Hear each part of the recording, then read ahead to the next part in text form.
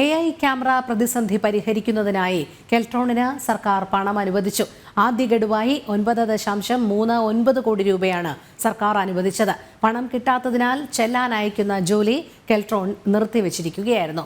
ശ്യാം കാങ്കാലിൽ ചേരുന്നു. ശ്യാം, വലിയ രീതിയിലുള്ള ധനപ്രതിസന്ധി ഒരു ഭാഗത്ത് തുടരുമ്പോൾ കെൽട്രോണിന് ലഭിക്കാനുള്ള തുക കുടിശ്ശികയായി നിലനിൽക്കുന്ന ഒരു സാഹചര്യം ഉണ്ടായിരുന്നു. അതിന്റെ ഫലമായി AI ക്യാമറ പിഴ ചുമത്തേണ്ടുന്ന പല ചെല്ലാനുകളും കെൽട്രോൺ അയക്കാതെ ഇരിക്കുകയായിരുന്നു. എന്തായാലും ഇപ്പോൾ ആദ്യ ഗഡു നൽകിയിരിക്കുകയാണ്. മറ്റു വിവരങ്ങൾ. രോഹിണി, AI ക്യാമറയുടെ പ്രതിസന്ധി രൂക്ഷമായിരുന്നു. കാരണം കെൽട്രോൺ ആയിരുന്നു ഇതിന്റെ മേൽനോട്ട ചുമതല ഉണ്ടായിരുന്നത്.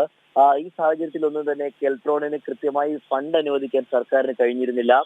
ഒപ്പം തന്നെ കെൽട്രോണിന് 6 മാസത്തോളമായി പണം കുടിശ്ശികയായിരുന്നു സർക്കാർ ഈ ഭാഗത്തു നിന്നും. അപ്പോൾ ഈ വലിയ രീതിയിലുള്ള പ്രതിസന്ധി നേരിടുന്ന ഘട്ടത്തിൽ കെൽട്രോൺ നിലവിലുള്ള ജീവനക്കാരെ കുറയ്ക്കുകയും ദിവസേന അയക്കുന്ന 40,000 എന്നുള്ള നോട്ടീസിന്റെ പ്രതിദിന എണ്ണം 14,000 കുറച്ച ഒരു സാഹചര്യത്തിലാണ് ഇങ്ങനെ ഒരു നടപടി കടുപ്പിക്കുന്ന സാഹചര്യത്തിലേക്ക് കെൽട്രോൺ കടക്കുന്നത്.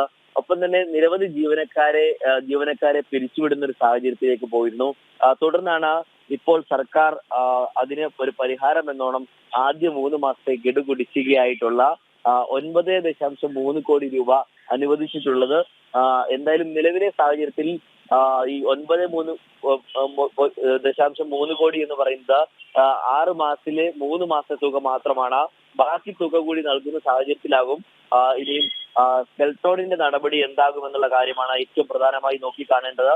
ഈ സാഹചര്യത്തിൽ കെൽട്രോൺ എന്ത് നടപടിയെടുക്കും, പിരിച്ചുവിട്ട ജീവനക്കാരെ തിരികെ എടുക്കുമോ എന്നുള്ള കാര്യവും, ഒപ്പം തന്നെ ദിവസേന അയക്കുന്ന നോട്ടീസുകളുടെ എണ്ണം പഴയപടി നിലനിർത്തുമോ എന്ന കാര്യത്തിലുമാണ് തീരുമാനം ഉണ്ടാകേണ്ടത്. രോഹിണി.